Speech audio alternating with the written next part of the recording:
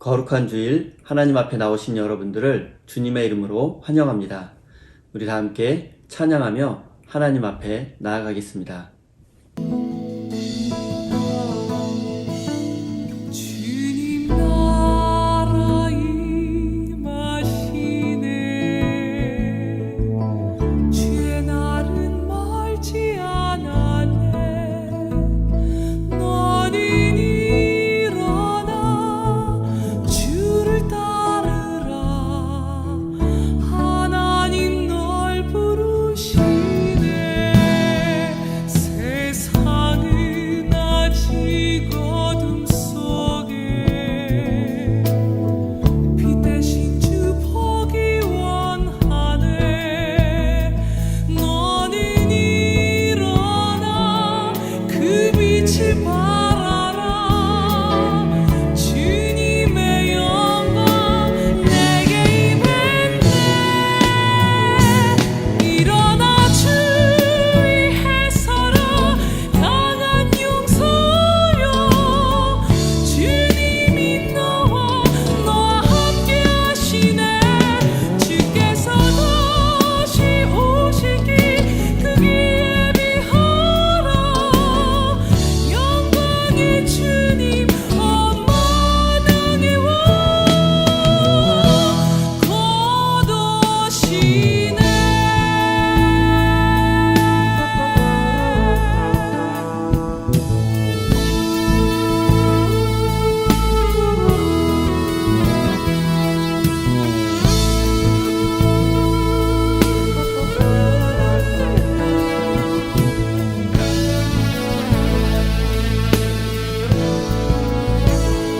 주님 나라 임하시네. 주의 날은 멀지 않았네. 너는 일어나 주를 따르라. 하나님 널 부르시네. 세상이 아직 어둠 속에 빛 대신 주 보기 원하네. 너는 일어나 그 빛을 바라라. 주님의 영광 내게 임했네. 일어나 주 위에 서라. 강한 용서여. 주님이 너와 함께 하시네.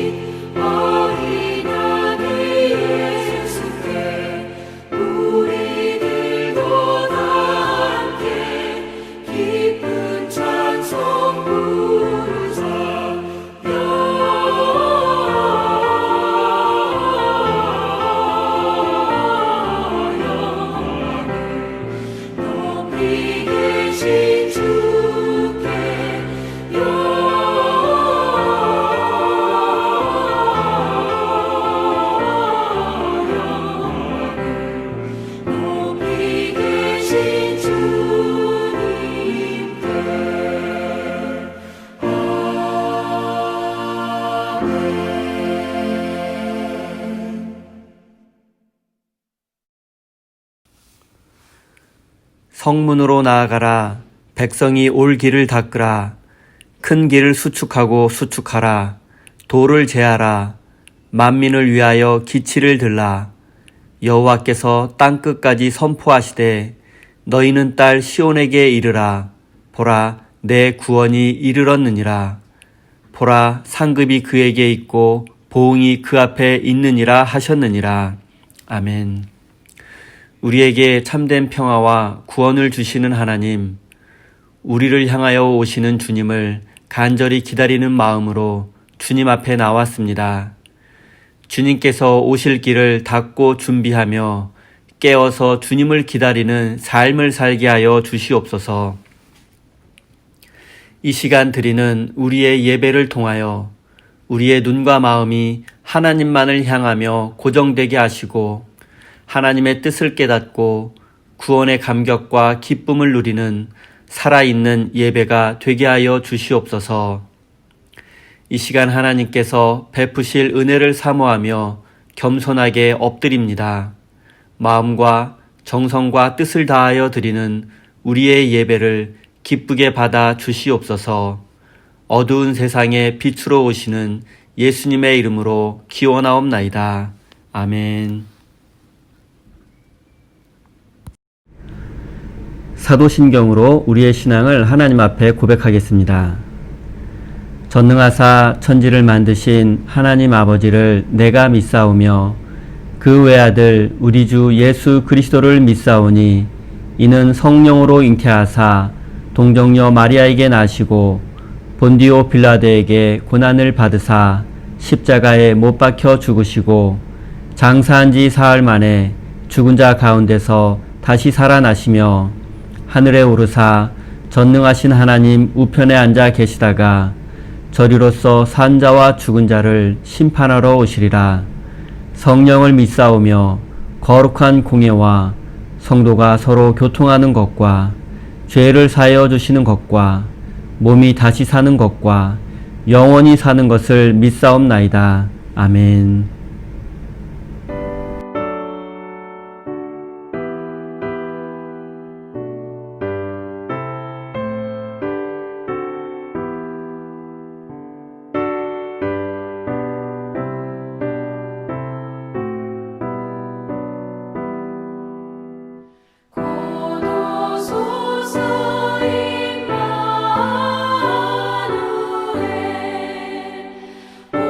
오구하소서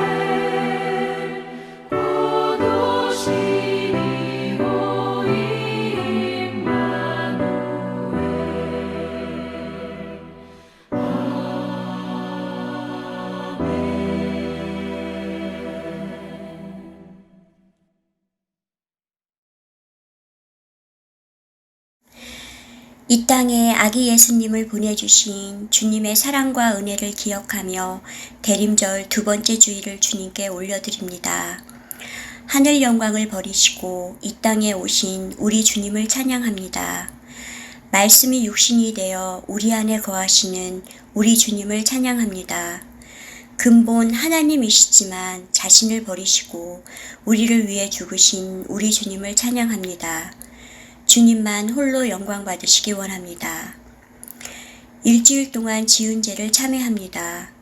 기도의 자리에 내가 거하지 못했고 예배의 자리에 오직 주님 한 분만 집중하지 못했으며 순종의 자리에 세상 것들로 꽉 차 바쁘고 분주했고 삶의 두려움을 온전히 주님 앞에 모두 내어드리지 못했습니다. 변함없이 보고 계시며 모든 것을 다 알고 계시는 주님, 용서하여 주시길 기도합니다. 주님의 따뜻한 위로와 용서를 구합니다.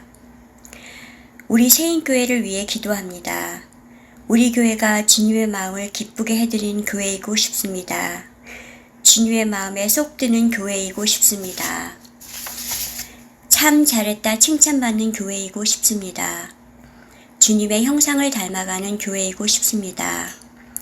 작은 예수의 삶을 살아내는 교회이고 싶습니다. 주님께서 우리 교회에 행하실 비전들을 기대하며 기도합니다. 오늘 말씀을 전하실 권성 목사님을 위해 기도합니다.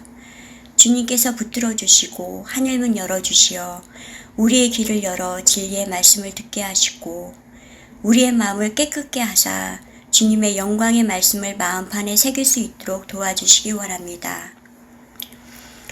코로나로 우리의 마음까지 얼어붙게 하는 12월입니다. 장로님, 권사님부터 국가까지 그리고 우리의 반려견들까지 주님께서 보호하시고 주님의 날개 아래 안전히 거할 수 있도록 지켜주시고 무너진 경제로 인하여 너무나 힘든 사업장들을 주님께서 또한 위로하시고 보호해 주시길 기도합니다. 특히 세인교회의 믿음의 동역자들, 이번찬 선교사님 가정, 송재용 박상희 집사님 가정, 한국에 거하는 희령부부, 경민이, 통역으로 힘쓰시는 자매님 가정, 동일하게 축복하시고 평강이 함께 하시길 기도합니다. 주님의 빛으로 세상을 밝히는 12월, 빈방 하나 내어주지 못했던 우리를 돌아보며 모든 이들을 그리스도의 사랑으로 초대합니다. 주님, 빈자리 있습니다. 예수님의 이름으로 기도했습니다. 아멘.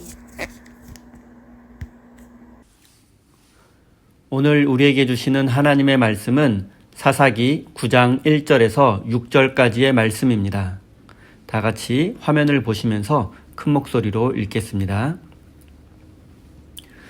여룻바알의 아들 아비멜렉이 세겜에 가서 그의 어머니의 형제에게 이르러 그들과 그의 외조부의 집에 온 가족에게 말하여 이르되 청하노니 너희는 세겜의 모든 사람들의 귀에 말하라. 여룻바알의 아들 70명이 다 너희를 다스림과 한 사람이 너희를 다스림이 어느 것이 너희에게 나으냐. 또 나는 너희와 고륙임을 기억하라 하니 그의 어머니의 형제들이 그를 위하여 이 모든 말을 세겜의 모든 사람들의 귀에 말하매 그들의 마음이 아비멜렉에게로 기울어서 이르기를 그는 우리의 형제라 하고 바알브릿 신전에서 은 70개를 내어 그에게 주매 아비멜렉이 그것으로 방탕하고 경박한 사람들을 사서 자기를 따르게 하고 오브라에 있는 그의 아버지의 집으로 가서 여룻바알의 아들 곧 자기 형제 70명을 한 바위 위에서 죽였으되 다만 여룻바알의 막내 아들 요담은 스스로 숨었으므로 남으니라. 세겜의 모든 사람과 밀로 모든 족속이 모여서 세겜에 있는 상수리 나무 기둥 곁에서 아비멜렉을 왕으로 삼으니라. 아멘. 하나님께서 이 말씀을 통하여 우리에게 은혜 주시기를 원합니다. 교회 소식 전하도록 하겠습니다. 저희 보스턴 세임교회 예배에 참석하신 모든 분들을 주님의 이름으로 환영합니다. 오늘은 대림절 둘째 주일입니다. 매일 한 장씩 대림절 묵상집을 묵상하시면서 경건한 마음으로 메시아의 오심을 기다리시기 바랍니다. 헌금 안내하겠습니다. 체크를 교회로 보내서 헌금하실 수 있습니다. 그리고 코로나19으로 고통받는 모든 이들을 위해서 계속해서 기도하시기 바랍니다.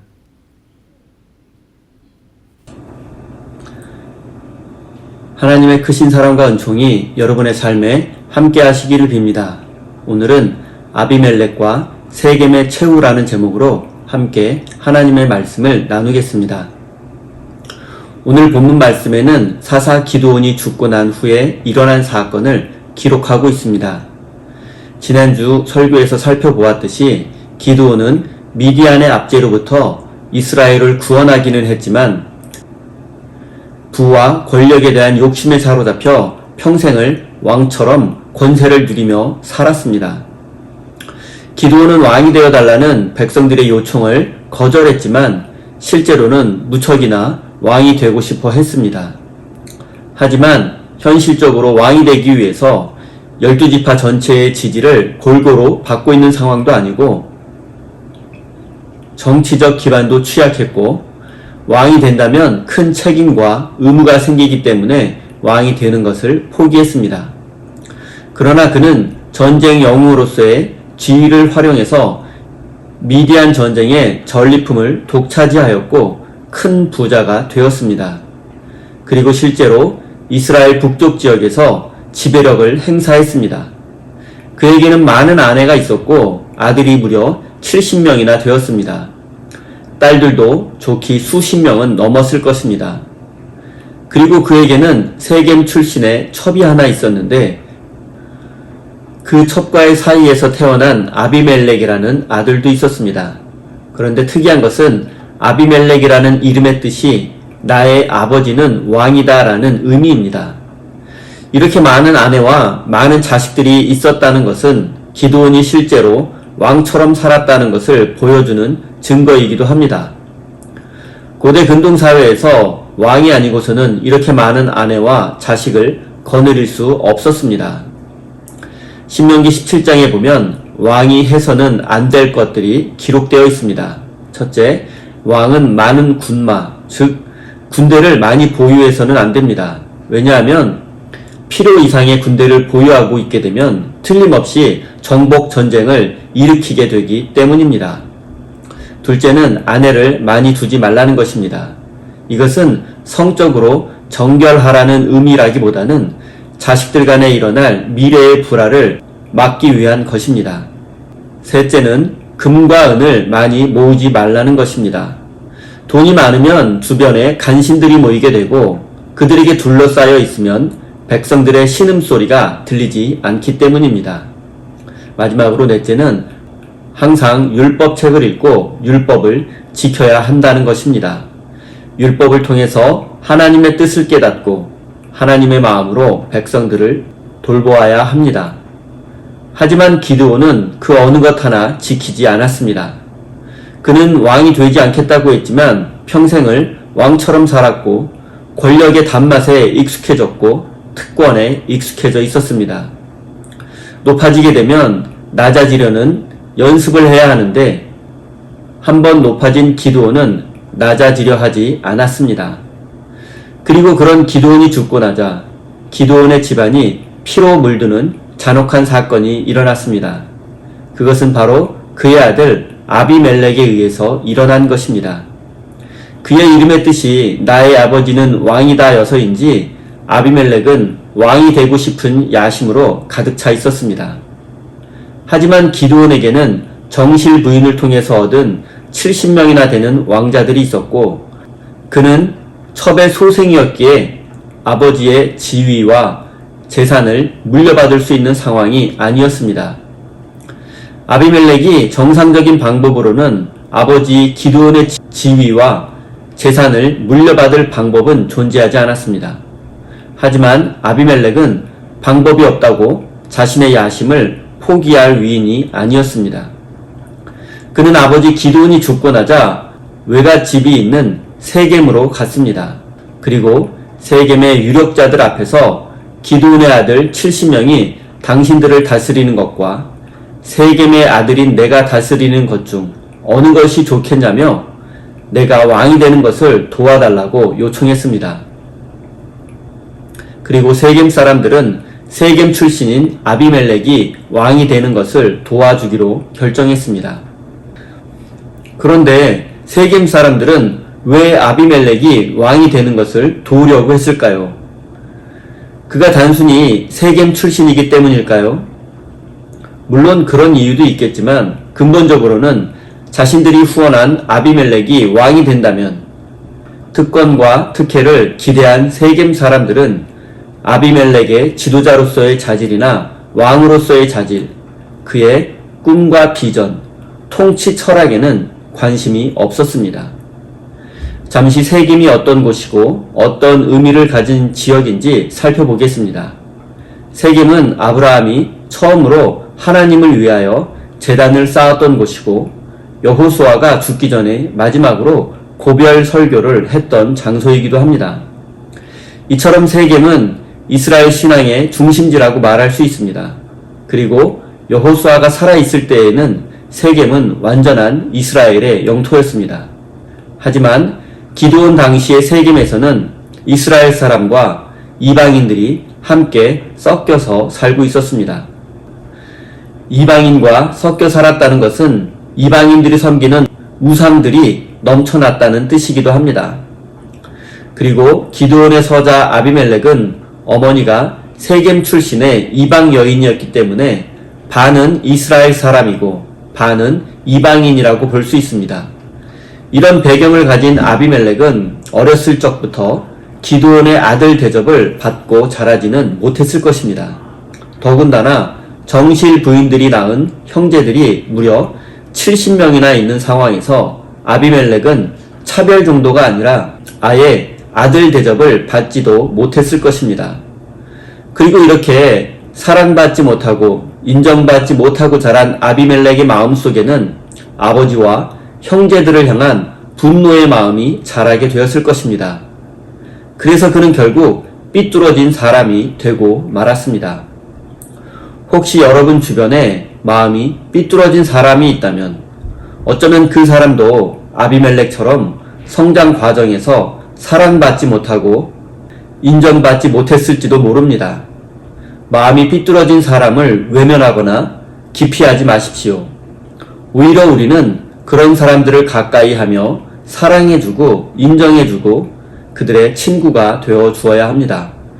이것이 그리스도인으로서 가져야 할 마땅한 마음입니다. 그리고 이 따뜻한 그리스도의 마음이 미래에 일어날 끔찍한 범죄를 예방할 수 있습니다. 이제 세겜 사람들의 지지와 후원을 받게 된 아비멜렉이 무엇을 했는지 살펴보겠습니다. 세겜 사람들은 아비멜렉에게 은 70을 주며 후원을 약속했습니다.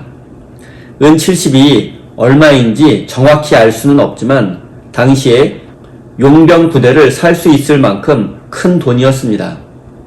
아비멜렉은 즉시 이 돈으로 세겜 지역에 있는 조직폭력배들을 고용해서 자신의 용병 부대로 삼았습니다. 그리고 즉시 오브라에 있는 기드온의 집으로 가서 70명의 형제들을 한 바위 위에서 모두 죽이고 말았습니다. 한 바위 위에서 죽였다는 성경의 표현은 아비멜렉이 70명의 형제들을 한꺼번에 죽였다는 것이 아니라 조직적이고 계획적으로 한 사람씩 잔인하게 죽였다는 것을 의미합니다. 마치 제사를 드릴 때 짐승을 한 마리씩 잡아서 죽이듯이 자신의 형제 70명을 한 사람씩 바위 위에서 짐승을 죽이듯이 잔혹하게 살해한 것입니다. 이 끔찍한 사건 후에 세겜 사람들은 아비멜렉을 이스라엘의 왕으로 추대했습니다. 그리고 그는 이스라엘의 왕이 되었습니다. 12지파 전체의 왕이 된 것은 아니지만 이스라엘의 북쪽 지역을 다스리는 왕이 되었습니다. 그리고 그가 왕으로 추대받은 장소는 상수리나무 기둥 옆인데 상수리나무 기둥은 바알신을 상징하는 것입니다. 결국 아비멜렉의 권력은 우상숭배와 폭력의 바탕을 두고 있는 것입니다. 아비멜렉이 자신의 형제들 70명을 살해할 때 기드온의 막내 아들 요담은 구사일생으로 목숨을 구할 수 있었습니다. 그리고 그는 아비멜렉이 왕이 되었다는 소식을 듣고 세겜 근처에 있는 그리심산 꼭대기로 올라가서 그곳에서 요담 우화로 잘 알려진 유명한 이야기를 세겜 사람들에게 전해 주었습니다. 요담 우화는 나무들이 자신들을 다스려줄 왕을 뽑는 이야기입니다. 숲속의 나무들은 먼저 감람나무를 찾아가서 우리들의 왕이 되어달라고 부탁했습니다. 하지만 감람나무는 왕이 되어달라는 나무들의 요청을 거절했습니다. 왜냐하면 감람나무는 자신의 기름으로 하나님과 사람을 영화롭게 해야 하고 나무들 위해서 우쭐대는 것이 싫다고 했습니다. 그러자 나무들은 무화과 나무를 찾아가서 왕이 되어달라고 부탁했습니다. 하지만 무화과 나무도 왕이 되는 것보다 열매를 맺는 것이 더 중요하기 때문에 왕이 될 수 없다며 거절했습니다. 그러자 나무들은 이번에 포도나무를 찾아가서 같은 부탁을 했습니다. 하지만 이번에도 마찬가지였습니다. 포도나무는 포도주를 생산해내야 하기 때문에 왕이 될 수 없다며 거절했습니다. 그러자 나무들은 마지막으로 가시나무를 찾아가서 왕이 되어달라고 부탁을 했습니다. 그랬더니 가시나무는 기다렸다는 듯이 나를 왕으로 삼으려거든 너희는 나의 그늘에 와서 피하라. 그리고 너희가 내 명령을 듣지 않는다면 백향목이라 할지라도 불로 태워버릴 것이라고 경고까지 했습니다. 요담은 이 이야기를 통해서 자격 없는 아비멜렉을 왕으로 삼은 세겜 사람들과 아비멜렉을 동시에 비판하고 있습니다. 요담은 그들에게 당신들의 행동이 진실하고 의로우냐며 물었습니다. 그리고 만약 아비멜렉이 왕이 된 것과 세겜 사람들이 아비멜렉을 왕으로 삼은 것이 진실하고 의로운 것이 아니라면 반드시 서로가 서로를 죽이고 파멸시키게 될 것이라고 저주했습니다. 나무들이 왕을 뽑는 요담 우화의 이야기를 좀 더 살펴보겠습니다. 왕이 되기를 거절했던 감람나무, 무화과나무, 포도나무는 당시 가나안 지역을 대표하는 나무들이었습니다. 가나안의 토양과 기후에서 잘 자라는 나무들이고 기름과 열매를 맺어서 사람들에게 유익을 주는 나무들이었습니다. 이 세 나무들은 왕이 되어서 우쭐대고 싶어 하지 않았습니다. 이 나무들은 존재 자체가 영광이기 때문입니다. 다른 나무들보다 더 높아질 필요가 없습니다. 감람나무는 감람류를 생산해내고 무화과나무와 포도나무는 열매를 생산해내면 되기 때문입니다. 왕이 되는 것보다 자신들의 역할을 묵묵히 해내는 것이 더 중요합니다. 자신들의 정체성을 지키는 것이 중요합니다. 자신의 사명을 지키는 것이 중요합니다. 감람나무, 무화과나무, 포도나무는 자신들의 정체성과 사명을 잘 알고 있었기 때문에 흔들리지 않았던 것입니다. 사랑하는 성도 여러분, 하나님께서 우리에게 원하시는 것은 하나님께서 우리에게 주신 사명을 깨닫고 그 사명에 순종하며 사는 삶입니다. 성공하고 높아지고 왕이 되는 것보다 더 중요한 것은 하나님께서 주신 사명을 깨닫고 그 사명을 이루는 것이라는 사실을 가슴 깊이 새기시기 바랍니다. 하나님은 우리 각 사람을 감람나무와 무화과나무와 포도나무로 지으셨습니다. 그리고 우리에게 원하시는 것은 바로 열매 맺는 삶입니다.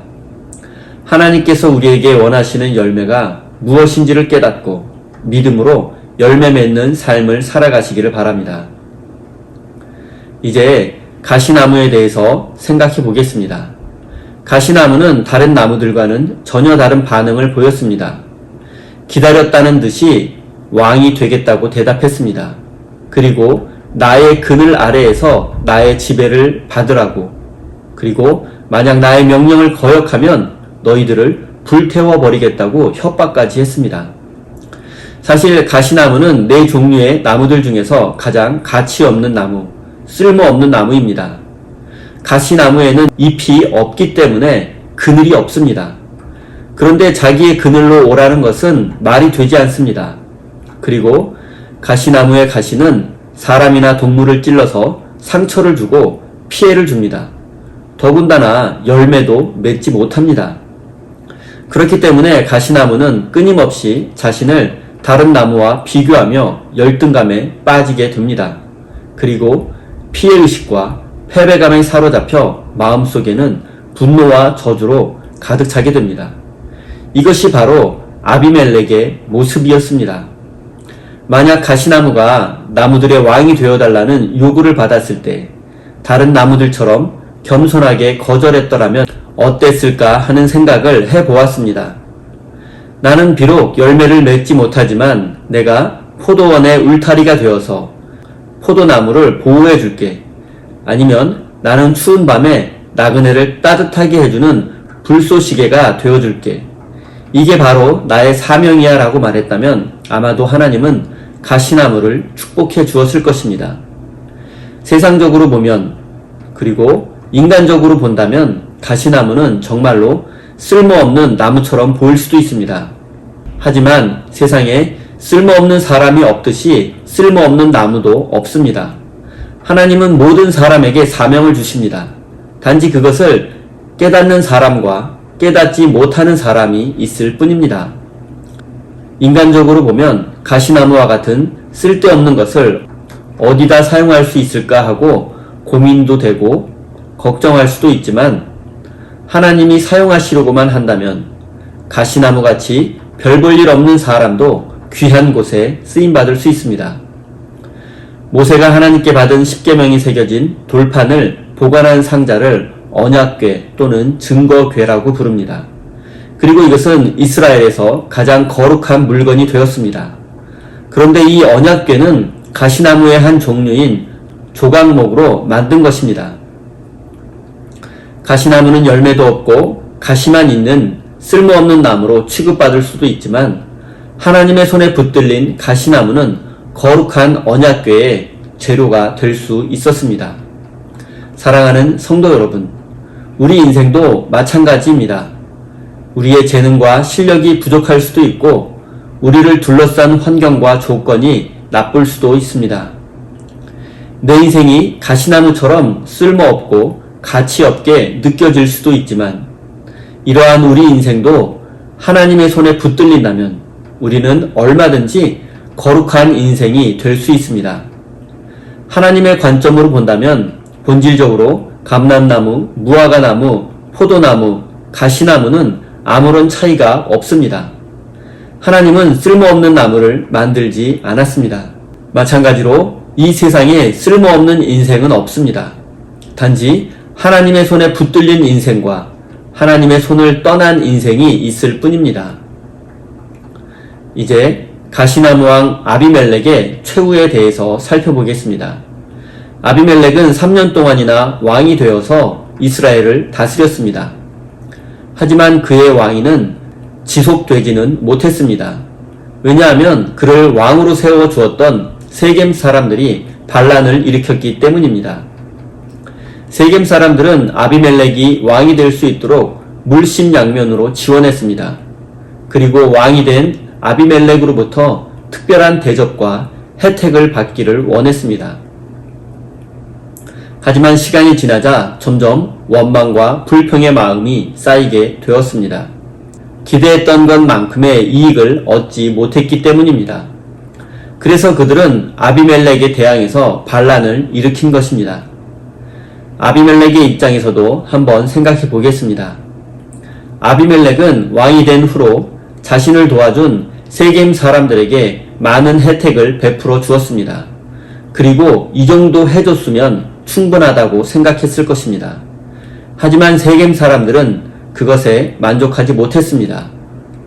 이런 상황으로 인해서 왕이 된 아비멜렉과 세겜 사람들 사이에는 갈등과 균열이 생기게 되었습니다. 우상숭배와 폭력의 바탕을 둔 악인들의 연합은 깨어질 수밖에 없었습니다. 불의한 이익을 탐하는 악인들의 연합은 깨어질 수밖에 없는 것입니다. 더럽고 추악한 아비멜렉과 세겜 사람들은 비참한 최후를 맞이하게 되었습니다. 요담은 아비멜렉에게서 불이 나와서 세겜 사람들을 죽일 것이며 세겜 사람들에게도 불이 나와서 아비멜렉을 죽이게 될 것이라고 저주했습니다. 그리고 서로를 죽이게 될 것이라는 이 저주는 현실이 되고 말았습니다. 왕이 된 지 3년 만에 세겜에서 반역의 움직임이 있었습니다. 그리고 아비멜렉은 직접 군사를 이끌고 세겜을 공격했고 무장하지 않은 백성들까지 학살했으며 요새에서 저항하는 반란군은 요새를 불태워 버림으로써 모두 죽이고 말았습니다. 아비멜렉에게 반란을 일으킨 세겜 사람들은 자신들이 왕으로 세운 아비멜렉에 의해서 모두 학살당하고 말았습니다. 아비멜렉은 세겜에서의 대량 학살에 만족하지 못하고 세겜의 반란에 동조한 데베스 성의 사람들까지 학살하려고 하다가 우연히 망대 위에서 한 여자가 던진 돌에 맞아 머리가 깨져서 죽고 말았습니다. 이로써 우상 숭배와 폭력에 기반을 둔 악인들의 연합은 그들의 죽음으로 깨어지고 말았습니다. 그들은 한때 자신들의 부와 권력과 특권을 누리며 자랑하고 살았지만 그들은 모두 비참한 최후를 맞이하게 되었습니다. 사랑하는 성도 여러분, 아비멜렉과 세겜 사람들을 비난하고 책망하기에 앞서 여러분 자신의 모습을 한번 되돌아 보십시오. 어쩌면 우리의 마음속에도 아비멜렉과 세겜 사람들의 탐욕이 자리 잡고 있는지도 모릅니다. 하나님께서 우리의 마음과 생각을 지켜주시지 않는다면 우리는 언제라도 아비멜렉과 세겜 사람들처럼 변할 수도 있는 나약한 존재들입니다. 세상의 유혹과 시험에 쓰러지지 않기 위해서는 감람나무, 무화과나무, 포도나무처럼 자신의 사명을 깨닫고 사명을 이루는 사람, 열매 맺는 삶이 되어야 합니다. 사랑하는 성도 여러분, 하나님은 이집트에서 노예로 살던 백성들의 신음소리를 들으시고 그들을 해방시켜 주었고 약속의 땅 가나안으로 인도하셨습니다. 이집트에서는 피라미스로 대변되는 철저한 신분사회에서 가장 하층민으로 압제를 받으며 살던 백성들에게 자유와 해방을 주셨습니다. 그리고 가나안에서는 더 이상 피라밋과 같이 다스리는 사람과 다스림을 받는 사람으로 구분된 세상, 신분과 계급으로 나누어진 세상이 아니라 12지파가 서로 평등한 공동체를 이루어 자유롭고 행복한 세상을 만들어 가기를 원하셨습니다. 하지만 이스라엘 백성들은 하나님의 꿈과 계획은 안중에도 없었고 약속의 땅 가나안에 다시 다스리고 다스림을 받는 피라밋 세상을 만들려고 하고 있습니다. 그리고 다스리는 자가 되기 위해서 같은 민족을 학살하는 잔혹한 일들이 반복되어 일어났습니다. 약속의 땅 가나안에 하나님이 꿈꾸는 하나님의 나라는 세워지지 않았고 이집트와 같은 피라밋 세상이 세워지고 말았습니다. 우리의 왕이 되어서 우리를 다스릴 분은 오직 하나님 한 분뿐임을 깨달으시기를 바랍니다. 사랑하는 우리 세임교회 성도 여러분, 이 세상에 하나님의 나라를 만드시려는 하나님의 꿈을 잊지 말고 간직하시기 바랍니다. 그리고 하나님께서 여러분 각자에게 맡기신 사명을 깨닫고 순종하는 인생이 되기를 바랍니다. 높아지고 성공해서 왕과 같은 인생을 추구하기보다는 감람나무, 무화과나무, 포도나무 같은 인생이 되어서 아름다운 열매 맺는 복된 인생이 되시기를 예수님의 이름으로 간절히 축원드립니다. 기도하겠습니다. 사랑이 많으신 하나님, 우리의 마음속에 있는 악한 생각과 마음을 고백합니다. 과연 우리가 아비멜렉과 세겜 사람들을 비난할 자격이 있는지 모르겠습니다. 우리 안에도 그들과 같이 높아지고 싶고 성공하고 싶고 다스리는 자가 되고 싶은 마음이 있습니다. 우리의 마음과 생각 그리고 삶이 진실하지 못하고 의롭지 못함을 고백합니다. 하나님, 이 무한경쟁 세상 속에서 우리의 힘과 결단만으로는 하나님의 꿈을 간직하며 믿음의 삶을 살아내기가 힘이 듭니다. 우리의 마음속에 새 마음과 새 영을 불어넣어 주셔서 온전히 하나님이 기뻐하시는 사람으로 변화될 수 있도록 인도하여 주시옵소서. 하나님, 우리의 삶이 우리 자신의 꿈을 쫓아가는 삶이 아니라 하나님께서 주신 사명을 깨닫고 그 사명을 이루어가는 삶을 살아내며 그 속에서 참된 기쁨을 누리게 하여 주시옵소서. 하나님, 사랑하는 주의 백성들이 어렵고 힘든 상황 속에서도 기쁨과 감사의 마음으로 귀한 예물을 올려드립니다. 성도들의 모든 상황과 형편을 아시는 주님께서 저들의 삶 속에 위로와 은혜를 베푸시고 감사와 기쁨의 제목들이 넘쳐나게 하여 주시고 더욱 굳센 믿음을 허락하여 주시옵소서. 하나님, 사랑하는 성도들의 안전과 건강을 지켜주시고 진실하고 의로운 삶을 살아내어 하나님의 기쁨과 자랑이 되는 복된 인생이 되게 하여 주시옵소서. 예수님의 이름으로 기도드립니다. 아멘.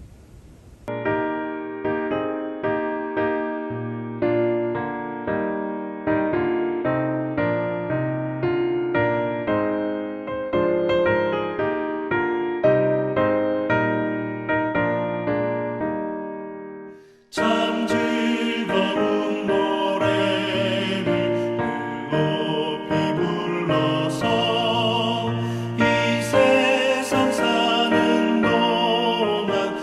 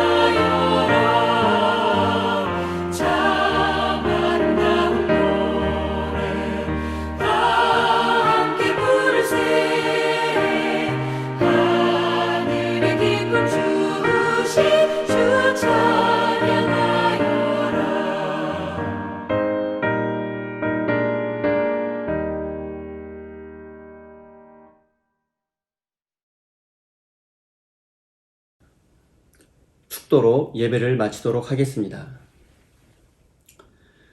이제는 우리에게 영원한 생명을 주시려고 인간의 모습으로 이 땅에 오신 우리 구주 예수 그리스도의 크신 은총과 하나뿐인 외아들을 십자가에 내어 주시기까지 우리를 끝까지 사랑하시는 하늘아버지의 그 크신 사랑하심과 지금도 우리와 함께 하시며 지키시고 돌보아 주시는 성령 하나님의 역사하심이 높아지고 다스리는 자가 되기를 원하는 삶이 아니라 하나님께서 주신 사명을 깨닫고 하나님의 사명을 이루어가는 삶을 살아낼 것을 다짐하며 삶의 자리로 돌아가는 사랑하는 주의 백성들 머리 위에 그들의 가정과 일터와 자녀와 우리 모두의 삶의 자리 위에 온 세상 열방 가운데 이제로부터 영원까지 함께 하시기를 간절히 축원하옵나이다. 아멘.